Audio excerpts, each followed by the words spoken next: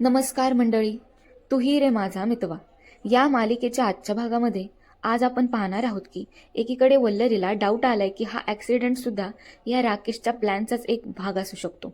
म्हणून वल्लरी आयसीयू मध्ये जायचा प्रयत्न करते, पण तिला एक नर्सिंग स्टाफ अडवतो. पण वल्लरी ताई कोणाचं ऐकतात का कधी? ती खूप तिथं धिंगाणा करते, ज्यामुळे डॉक्टर आयसीयू मधून बाहेर येतात आणि तिला तिथं खूप समजावतात.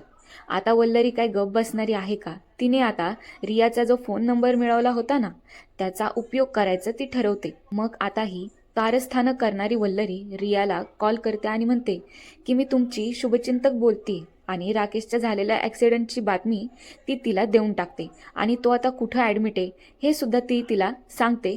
आणि एवढं बोलून ती फोन कट करते. वल्लरीला काय बाबा, नुसते तमाशे आवडतात आणि जर रिया हॉस्पिटलला आली तर मस्तच तमाशा होईल.